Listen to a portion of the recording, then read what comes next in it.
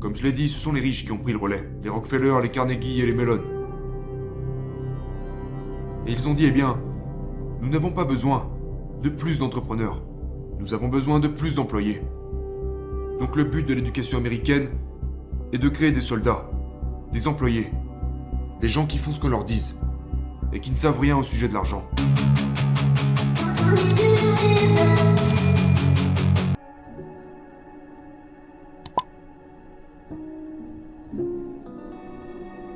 Pour commencer, je vais aborder très rapidement les différences qu'il y a entre ce qu'ils vous enseignent à l'école et ce que mon père riche m'a enseigné. Donc, tout d'abord, la plus grosse différence, c'est que la plupart des professeurs sont comme mon père pauvre.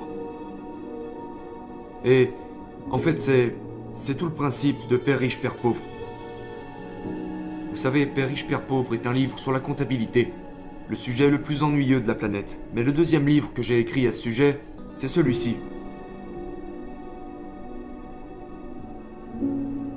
Ceci est ce qu'on appelle le cadran du cash flow. Vous savez, E, S, B et I.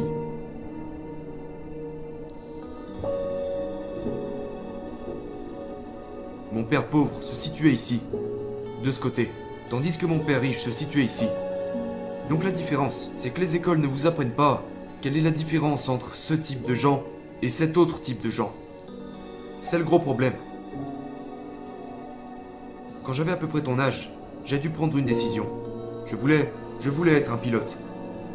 Tu sais, la plupart de mes amis sont allés piloter pour des compagnies aériennes. Mais j'aurais été là. Ou alors, j'aurais pu piloter des petits avions en Alaska, tu sais, transporter des gens un peu partout, en privé. Un genre de pilote avec un petit avion qui transporte des gens. Ou bien, j'aurais pu posséder une compagnie aérienne. Ou encore, investir dans les compagnies aériennes. Elle est là la différence. En ce qui concerne les mentalités et les compétences, vous ne faites pas seulement que passer d'une catégorie à l'autre. L'éducation est extrêmement différente de ce côté-là que de celui-ci. La distinction ici, c'est que les pauvres se concentrent uniquement ici. Les riches se concentrent ici. Vous voyez, c'est pour ça que je ne veux pas de travail ou quelque chose comme ça. Les pauvres cherchent des emplois pour gagner de l'argent. Le problème, c'est que ce sont eux qui payent le plus d'impôts. Les employés et les petits entrepreneurs payent le plus de taxes, tandis que les gros entrepreneurs et moi nous concentrons ici, donc nous ne payons pas d'impôts, légalement. Et cela met beaucoup de gens en colère, particulièrement la génération Y. Ils veulent taxer les riches, mais vous ne pouvez pas taxer les riches parce que les riches n'ont pas de salaire. Vous voyez, si vous avez un travail et que vous avez donc un salaire, vous êtes taxé. Si vous êtes un petit entrepreneur, un vendeur de pizza ou quelque chose comme ça, c'est vous qui payez le plus de taxes. Mais comme les riches, mon père riche m'a appris à me concentrer ici. Mon père pauvre voulait m'apprendre à me concentrer ici. Et c'est ce qu'il n'enseigne pas à l'école. Parce que, pour comprendre cela, il devrait vous apprendre ceci. Mais la plupart des professeurs d'école se trouvent ici et ici. Et ils ne savent rien de ce qui se trouve ici et ici. La plupart des jeunes aujourd'hui, vous savez, beaucoup d'entre eux veulent devenir entrepreneurs. Le problème avec ça, c'est qu'ils doivent d'abord comprendre la fiscalité. C'est à peu près partout pareil dans le monde, à quelques différences près.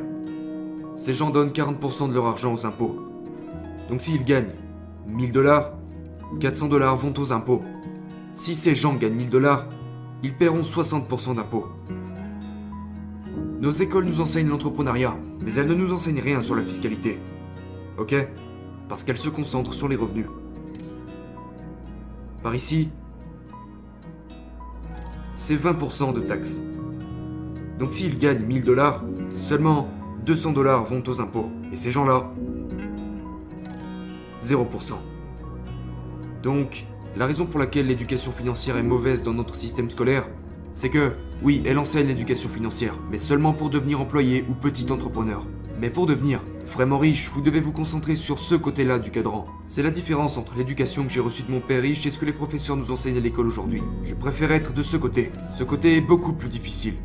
Mais sur le long terme, je trouve ça plus amusant. De ce côté-là, c'est dur parce que vous payez constamment des impôts. Et c'est ces mêmes gens qui disent « taxer les riches », mais les riches ne paieront jamais de taxes. Et aussi étrange que cela puisse paraître, tout ça est légal. Et vous pouvez le faire partout dans le monde. Donc c'était la grande différence. Une dernière chose à laquelle je pense que les jeunes devraient comprendre, c'est, vous savez, dans Père riche, Père pauvre, j'ai écrit au sujet de Ray Kroc, le fondateur de McDonald's. Il enseignait à l'université du Texas pour les futurs diplômés de l'époque, et il a demandé, au fait, la plupart des gens diplômés finissent ici. Du coup, Ray Kroc leur a demandé, dans quel domaine travaille McDonald's? Et tout le monde s'est empressé à dire que McDonald's travaille dans la conception de hamburgers. Et Ray a répondu, non, c'est faux. McDonald's n'est pas dans la conception de hamburgers. McDonald's est dans le domaine de l'immobilier. Alors McDonald's est ici, mais l'argent que génère McDonald's va dans l'immobilier. Et c'est comme ça que je fonctionne. La formule que je suis personnellement est la même que celle de McDonald's. Nous avons une entreprise dans l'éducation qui achète un bien immobilier, ce qui signifie que nous gagnons beaucoup d'argent sans payer d'impôts. Légalement. Mais on ne vous enseignera jamais ça à l'école. La raison pour laquelle les écoles ne vous l'enseigneront jamais, c'est parce que si vous comprenez tout ça, eh bien vous arrêtez d'aller à l'école et vous devenez riche. Donc quand on vous dira d'aller à l'école et de trouver un emploi, vous répondrez non, je pense que je vais plutôt aller là-bas. Pour tous ces gens qui sont furieux de savoir que les riches ne payent pas d'impôts, j'en parle dans Fake. J'ai repris en fait un article du New York Times où ils interrogent Jared Kushner. Mais comme répond Jared Kushner à la question de pourquoi les riches ne payent pas d'impôts, c'est parce qu'ils sont dans l'immobilier. Et donc il explique la raison pour laquelle les riches ne payent pas d'impôts. En fait, il existe 3 types de revenus.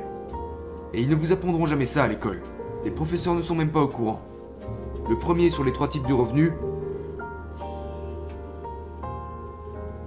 Le premier type de revenu est le revenu mérité.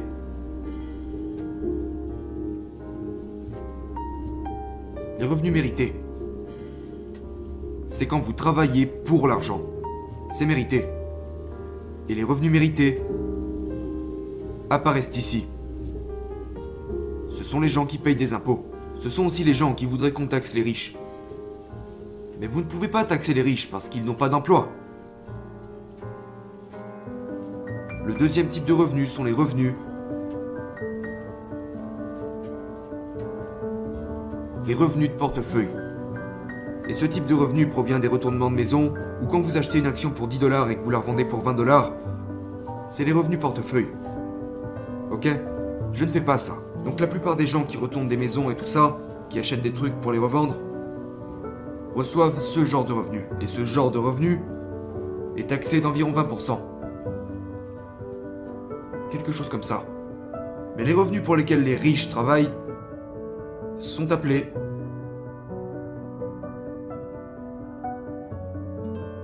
les revenus passifs. Les revenus passifs sont aussi appelés le flux de trésorerie. C'est le nom du jeu. Le cash flow. Et ces revenus sont des revenus qui passent de là à là, mais qui contournent les impôts.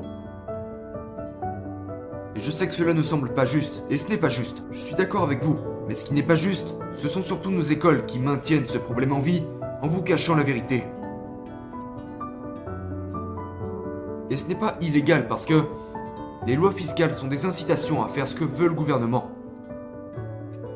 Donc la raison pour laquelle les Trump, les Kiyosaki, les Kushner ne payent pas d'impôts est parce qu'ils fournissent des logements.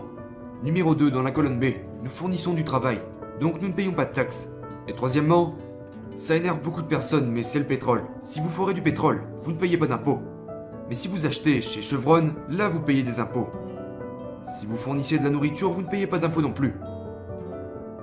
Donc, une véritable éducation financière ne sera jamais transmise à l'école, parce que les écoles sont pleines de faux professeurs. C'était en 1903. Les riches se sont réunis et ils ont pris le contrôle du système éducatif. C'étaient les Rockefeller, les Mellon et les Carnegie. Ils ont déterminé ce que les écoles allaient enseigner. Et c'est pour ça que nous avons de faux professeurs aujourd'hui. Ils ne vous apprendront jamais ça à l'école. Toutes les écoles disent qu'elles enseignent l'éducation financière, mais c'est une fausse éducation financière. Les gens de ta génération disent « taxer les riches ». Mais ce qu'ils n'ont pas compris, c'est que ça n'arrivera jamais, parce que les lois fiscales ont besoin des riches pour faire appliquer les ordres du gouvernement. Ce sont des incitations. Je fournis des logements, des emplois, de la nourriture. et de l'énergie. C'est ça qu'ils devraient vous enseigner à l'école. Mais les professeurs ne vous l'enseigneront jamais parce que ce sont de faux professeurs.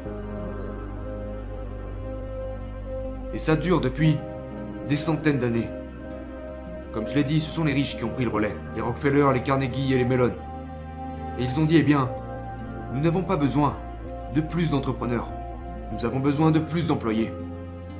Donc le but de l'éducation américaine est de créer des soldats, des employés, des gens qui font ce qu'on leur dise et qui ne savent rien au sujet de l'argent. We do it better.